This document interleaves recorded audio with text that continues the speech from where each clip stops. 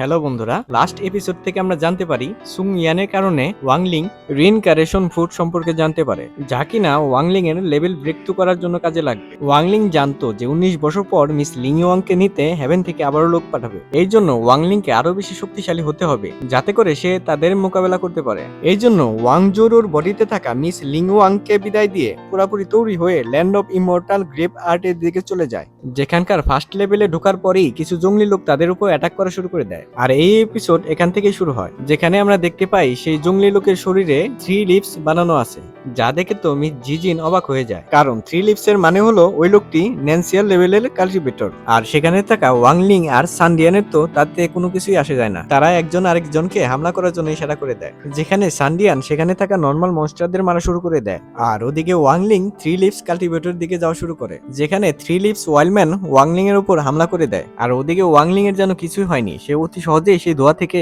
বের হয়ে যায়, কারণ ওয়াংলিং তো সোল ফরমেশন লেভেলে কাল্টিভেটর, তার এসব অ্যাটাক কোনো কিছু আসে যায় না, যার কারণে সে অতি সহজে তার গলা চেপে তাকে হত্যা করে ফেলে। এখানে সিচুয়েশন কন্ট্রোলে আসার কারণে বাকি সবাই ওয়াংলিং এর কাছে চলে আসে। এখানে ওয়াংলিং তো জিজিং এর দিকে তাকিয়েছিল, আর জিজিং তার দিকে তাকিয়ে থাকা দেখে তো অনেক ভয় পেয়ে যায়। ওয়াংলিং জিজিংকে বলে, তুমি এই ওয়াইল্ড ম্যান সম্পর্কে অনেক কিছু জানো, আর তুমি যা যা জানো তার সবই আমাকে বলো। এখানে জিজিং উত্তর দিয়ে বলে যে এই ওয়াইল্ডল্যান্ড ইমর্টাল গ্রেভের ভিতরে অনেক রকম গোষ্ঠীর ওয়াইল্ড ম্যান আছে, এই জন্য এই ওয়াইল্ড ম্যানদের 2 ধরনের ক্যাটাগরিতে ভাগ করতে পারো, যাদের এক ভাগকে সবাই স্যামন বলে ডাকে, আর আরেক প্রজাতি হলো স্যাভেজ ওয়ারিয়ার। আর এদের পাওয়ার ব্যবহার আমাদের থেকে একেবারে আলাদা। এদের শরীরে লিভ বানানো থাকে, আর যাদের শরীরে যত বেশি লিভ বানানো থাকবে সে তত বেশি শক্তিশালী হবে। যেমন কি 3 লিভ ওয়াইল্ডম্যান একজন নেন্সিয়াল সোল কাল্টিভেটরের সমান শক্তিশালী হবে, আর 5 লিভ ওয়াইল্ডম্যান একটি সোল ফার্মেশন কাল্টিভেটরের সমান শক্তিশালী হবে। আর এদের শরীরে স্পেশাল এনার্জি থাকে না, তাদের বডিতে এরকম লিভ বানিয়ে তাদের পাওয়ার ব্যবহার করে, যা শুনে ওয়াংলিং ভাবে যে এদের পাওয়ার ব্যবহার করার ক্ষমতা অনেক অদ্ভুত,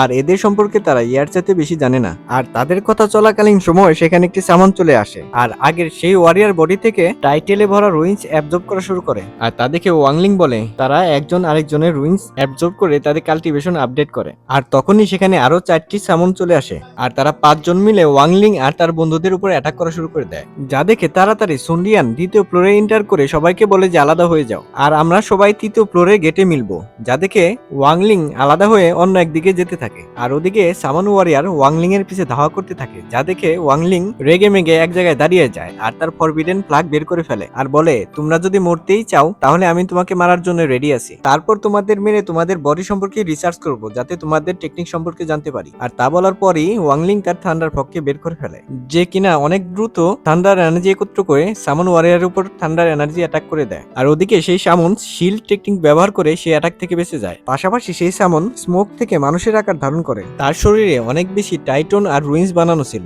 যা দেখে ওয়াংলিং মনে মনে ভাবে এদের শরীরে তো স্পেশাল পাওয়ার নেই, কিন্তু তারা এই রুইন্স ব্যবহার করে ম্যাজিক্যাল পাওয়ার বানাতে পারে। পাশাপাশি এই সামন একটি 5 ক্লিপ ওয়ারিয়ার ছিল, যে কিনা ওয়াংলিংকে দেখে বলে তোমার ল্যান্ড অফ ইমর্টাল গ্রেভের ভিতরে আসা উচিত হয়নি, তোমরা আউটসাইডার, তোমরা তোমাদের প্রতিজ্ঞা ভঙ্গ করেছো, এখনো 100 বছর হয় নাই। সামন অনেক শক্তিশালী পাওয়ার জেনারেট করে ওয়াংলিং এর উপর অ্যাটাক করে দেয়, তারপর সে চিল্লিয়ে বলে এখন মরো। আর ওদিকে ওয়াংলিং তার স্পেশাল ড্রাগন ব্যবহার করে সেই অ্যাটাক থেকে বাঁচার চেষ্টা করতেছিল। পাশাপাশি সে ভাবে সামনের এই অ্যাটাকটা সোল ফার্মেশন কাল্টিভেটরের সমান পাওয়ারফুল ছিল, বলতেই হবে তাদের রুইন ব্যবহার করা স্পেশাল ট্যাটু তাদের অনেক পাওয়ার দিয়ে থাকে, যা ভেবেই ওয়াংলিং তার সেলেস্টিয়াল সোয়ার্ড বাইরে বের করে ফেলে, আর তার সাইজ অনেক বড় করে ফেলে, যা দেখে তো সামন ভয় পেয়ে যায়। তারপরে ওয়াংলিং সেলেস্টিয়ান সোয়ার্ড দিয়ে তার উপরে হামলা করে দেয়, আর সেলেস্টিয়ান সোয়ার্ডের ভিতর সোয়ার্ড স্পিড হিসেবে লিংজিয়ানও ছিল, যা দেখে সে খুশিও বলে যে এখন বলো সামন তুমি কোথায় পালাবে। যা দেখে সেই সামন পুরানো শিল্ড ব্যবহার করে সেই অ্যাটাক থেকে বাঁচার চেষ্টা করে, কিন্তু ওয়াংলিং এর সেলেস্টিয়াল সোল তো অনেক বেশি পাওয়ারফুল, সে অতি সহজেই সেই শিল্ড ভেঙে ফেলে, যা দেখে তো সামন ভাগার চেষ্টা করে, কিন্তু সেই সেলেস্টিয়াল সোর্ড তাকে ভাগতে দেয় না। এদিকে ওয়াংলিং তাকে মেরে ফেলে। তারপর সে সামনের ডেড বডির কাছে এসে বলে যে আমি বারবার সেলেস্টিয়াল সোর্ড ব্যবহার করতে পারবো না, কারণ হলো এর দাম অনেক বেশি, সে যত বেশি এই সোয়ার্ড ব্যবহার করবে তার রিকভারির জন্য তার হাই লেভেলের স্পেশাল স্টোনের দরকার হবে, এর মূল্য ওয়াংলিং এর জন্য একটু বেশি হয়ে যায়। আর ওদিকে লিংজুয়ান বাহিরে এসে বলে যে চলো এখন আমাকে দাদা বলে ডাকো, তোমাকে মারার এই মহান কাজ আমি নিজেই করেছি। সে এমন অ্যাক্টিং করতেছিল যেন সব কাজ সে নিজেই করেছে। ওদিকে ওয়াংলিং মনে মনে ভাবতেছিল আমরা এই ওয়াইল্ড ম্যানদের দুর্বল ভাবতে পারি না, তাই আমাদের সবাইকে একত্র হতে হবে। এই ভেবে সে বাকি সবাইকে খোঁজার জন্য 3য় গেটের মুখের দিকে দিকে যেতে থাকে। আর সামনের দিকে গিয়ে ওয়াংলিং ফাইটিং এ এনার্জি পায়, তাই সে তা লুকিয়ে চেক করতে যায়। সেখানে দূর থেকে সে দেখতে পায় সেখানে দুটি লোক ছিল, একজন ইয়াং আর একজন বুড়ো। এখানে ওল্ড ম্যান তার পাওয়ার ব্যবহার করে অনেক বড় ড্রাগনের সাথে ফাইট করতেছিল। তারপর অনেক মারাত্মক ফাইটের পর সেই ওল্ড ম্যান সেই বিস্টকে মেরে ফেলে। তারপর সে তার নাতিকে বলে, তুমি কি তৈরি আছো? তাহলে এই বিস্টের এনার্জি অ্যাবজর্ব করো। তারপর ওল্ড ম্যান তার সোয়ার্ড ব্যবহার করে সেই বিস্টের মাথা কেটে ফেলে আর তার রক্ত সেখানকার পানি লাল করে ফেলে। আর সেই ইয়াং ম্যান সেখানে বসে এক ফার্মেশন ওপেন করে কাল্টিভেশন করা শুরু করে দেয়। সে তার ব্লাড ইউজ করে তার শরীরে রুইন্স বানানো শুরু করে দিয়েছিল, আর এটাই তাদের কাল্টিভেশন করার মাধ্যম ছিল। তারপর সে তার সব ব্লাড ইউজ করে তার শরীরে রুইন্স বানানো শেষ করে, আর তা দেখে সেই বৃদ্ধা তাকে শাবাশি দেয়। পাশাপাশি ওয়াংলিংও সব বুঝতে পারে, আর তার এক পুরানো বন্ধুর কথা মনে পড়ে যে কিনা তার উপকার করেছিল। তার বডিতে এরকমই তালিসমান লাগানো ছিল, হতে পারে তার এই জায়গার সাথে কোনো সম্পর্ক আছে। আর ওয়াংলিং যখন এসব কথা ভাবতেছিল তখনই সেই 6 লিফওয়ালা ওল্ড ম্যান বলে যে আউটসাইডার সামনে চলে আসো। তারপর ওয়াংলিং যখন সামনে চলে যায় তখন সেই লোক তার পরিচয় দিয়ে বলে যে আমি এক 6 লিফ সামন কামু। যা শুনে তো ওয়াংলিং সেই বৃদ্ধকে গ্রিট করে। তারপর সেই বৃদ্ধ বলে এখনো 100 বছর পূরণ হয় নাই, আর এগ্রিমেন্ট মোতাবেক এখন যে আউটসাইডার এখানে আসবে তার মনন হবে। তারপরে সেই ওল্ড ম্যান টেলিপোর্ট হয়ে ওয়াংলিং এর সামনে চলে আসে আর তাকে বলে আমি তোমাকে মারবো না, কারণ আমি জানি যখন আমি ওই বৃষ্টির সাথে ফাইট করতেছিলাম তুমি তা দেখতেছিলে। তুমি যদি চাইতে তাহলে আমাদের কারো ক্ষতি করতে পারতে, তাই আমি তোমার কোনো ক্ষতি করতে চাই না। তুমি এখান থেকে চলে যাও যাতে তুমি বেঁচে যাবে। তারপর ওয়াংলিং সেই বৃদ্ধকে প্রশ্ন করে বলে যে আপনারা আপনাদের শরীরে এই ট্যাটু বৃষ্টির রক্ত ব্যবহার করে বানিয়েছেন, এটাই কি আপনাদের কাল্টিভেশন সিক্রেট? যার উত্তরে সেই বৃদ্ধ বলে হ্যাঁ, আমাদের অ্যানসিস্টাররা এই রক্ত ব্যবহার করে আমাদের শরীরে এই এশিয়ান রুইন্স তৈরি করত। আমরা যত বেশি শক্তিশালী বৃষ্টির রক্ত ব্যবহার করে এই রুইন্স বানাবো তার শক্তি ততটাই বেশি হবে। তারপর ওয়াংলিং আবারও জিজ্ঞাসা করে বলে যে আমি জানতে চাই আপনারা কেন এই মাটির নিচে থাকেন? যার উত্তরে সেই বৃদ্ধ বলে যে আমরা কোনোদিন এই মাটির নিচে থাকতে চাই না। আসলে এই সুজাকু কিংডম আগে আমাদেরই ঘর ছিল। এই সুজাকু কিংডম যখন 6 গ্রেডের কান্ট্রি হয়ে যায় তখন কিছু কাল্টিভেটর আমাদের উপরে হামলা করে দেয়, আর সেখানে একটি বিশাল যুদ্ধ হয়, আর সেখানে অনেক বেশি ওয়াইল্ডম্যান মারা যায়, আর কিছু ওয়াইল্ডম্যান ছিল যারা বাঁচার জন্য এই আন্ডারগ্রাউন্ড হয়ে যায়। আর তখন থেকে এখন পর্যন্ত আমরা মাটির নিচেই বসবাস করি, আর এগ্রিমেন্ট অনুসারে আমরা উপরে যেতে পারবো না আর তোমরা নিচে আসতে পারবে না। ওয়াংলিং, তোমার এখনো সময় আছে, তুমি 3rd ফ্লোরে যেও না আর এখান থেকে চলে যাও, কারণ 3rd ফ্লোরে তোমাদের সাথে 7 লিপ ওয়ারিয়ার সাথে দেখা হবে, আর তাদের পাওয়ার সোল ট্রান্সফরমেশন লেভেলে সমান হবে। তুমি তাদের মোকাবেলা করতে পারবে না, তাই এখনই সময় আছে, এখান থেকে চলে যাও। যা শুনে ওয়াংলিং সেই বৃদ্ধকে ধন্যবাদ জানায় আর সেখান থেকে চলে যায়। আর ওয়াংলিং এর যাওয়ার পর সেই বৃদ্ধের ডিসেবল তাকে জিজ্ঞাসা করে আপনি এই ছেলেকে যেতে দিলেন কেন? আপনি চাইলে তো তাকে ধরে আমাদের ক্ল্যান লিডারের কাছে জমা দিতে পারতেন। যার উত্তরে সেই বৃদ্ধ বলে হয়তোবা তা আমি করতে পারতাম, কিন্তু তা করা আমার জন্য মোটেও সহজ ছিল না, কারণ এই ছেলে কোনো সাধারণ ছেলে নয়। সে কিছুক্ষণ আগে একটি 5 লিপ ওয়ারিয়ারকে অতি সহজে মেরে ফেলেছে, আর এই জন্য তার সাথে ফাইট করা আমার মোটেই সহজ ছিল না, আর পাশাপাশি সে তোমার ক্ষতি করতে পারতো, তার জন্য আমি এই রিস্ক নিই নাই। আর সিন শিফট হয়ে 3rd ফ্লোরে পোর্টালের সামনে চলে আসে, যেখানে সানডিয়ান কাল্টিভেশন করার জন্য বসেছিল আর তার টার্টেল বিস্ট তাকে প্রোটেক্ট করতেছিল। আর এদিকে সানডিয়ানের ডিসেবল তো অনেক ঘাবড়ে গিয়েছিল, কারণ হলো লাস্ট টাইম সে যখন ফাইট করে তার শরীরে এক রকমের ফার্মেশন হয়ে যায়, আর তার শরীর থেকে ব্ল্যাক কালারের অরা বের হচ্ছিল, আর তার পাশে মাস্টার কিউ বসেছিল। সে ভাবতেছিল সানডিয়ান তো অনেক বড় বিপদের মধ্যে পড়ে গেছে, আর তার ডিসেবলদের আমার কোনো কাজে লাগবে না। আর মাস্টার কিউ যখন এগুলো ভাবতেছিল, আর তখনই সেখানে উড়ে ওয়াংলিং আসতেছিল, আর তা দেখে টার্টেল তো ঘাবড়ে যায় আর তার উপরে অ্যাটাক করে দেয়। আর তার অ্যাটাক ওয়াংলিং এক হাত দিয়ে থামিয়ে বলে যে তোমরা কি পাগল হয়ে গেছো?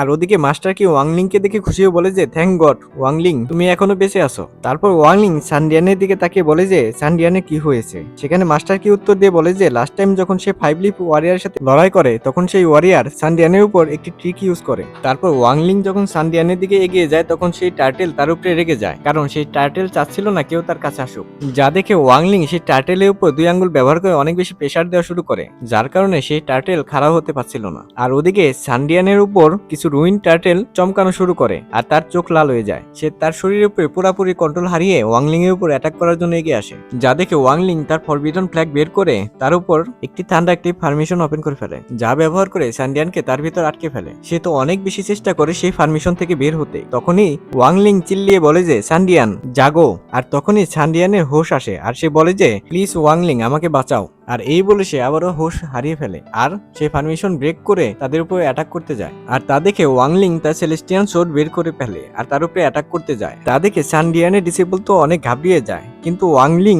সানডিয়ানকে মারে না, তার মাথার 2 ইঞ্চি উপর সেই শটকে থামিয়ে দেয়। আর ওদিকে লাইফ এন্ড ডেথ সিচুয়েশনে আসার কারণে সানডিয়ানের উপর সেই রুইন্সের ইফেক্ট শেষ হয়ে যায়। তারপর সানডিয়ানের হোশ ফিরে আসে আর সাথে সাথে ওয়াংলিংকে ধন্যবাদ জানিয়ে নিজেকে সুস্থ করার জন্য কাল্টিভেশনে বসে পড়ে। তারপর সানডিয়ান রিকভার হয়ে বলে যে আমরা জি জিং আর তার মাস্টারকে হারিয়ে ফেলেছি। পাশাপাশি সে খুশি হয়ে বলে যে আমরা সেই রিইনকার্নেশন ফুডের সন্ধান পেয়েছি, আর আমার সাথে যে দুইজন ডিসেবল দেখতেছো তাদের বাঁচার জন্য আরো 100 বছর আছে, আর তাদের 100 বছরের মধ্যে 60 বছর কুরবানি দিতে হবে এই রিইনকার্নেশন ফুডের জন্য। তাই এই দুজনের মধ্যে একজন ডিসেবলকে তুমি নিয়ে যাও আর আরেকজনকে আমি নিয়ে যাচ্ছি। তারপর সানডিয়ান একজন ডিসেবলকে নিয়ে যায় আর ওয়াংলিং এর কাছে একজনকে রেখে যায়। তা দেখে মাস্টার কিউ বলে আমাকে তোমাদের সাথে নিয়ে যাও, আর তারপর মাস্টার কিউ বলে যে এর পরিবর্তে তুমি এই ট্রেসারটা রাখো, আর তা ওয়াংলিং নিয়ে নেয়। আর সে বলে আমি সেখানে বসে কাল্টিভেশন করতে চাই। তারপর ওয়াংলিং মিস্টার কিউকে তার মস্কিটো বিষের উপরে বসিয়ে থার্ড ফ্লোরের ভিতরে ঢুকে যায়। আর থার্ড ফ্লোরে যাওয়ার পরে কিছু সামন ওয়াংলিং এর উপর অ্যাটাক করে দেয়। ওয়াংলিং তার সেলেস্টিয়ান শট বের করে তাদের উপর একটি স্ল্যাশ মেরে দেয়, কিন্তু ওয়াংলিং দেখতে পায় তার স্ল্যাশে তাদের কোনো ক্ষতি হয় নাই।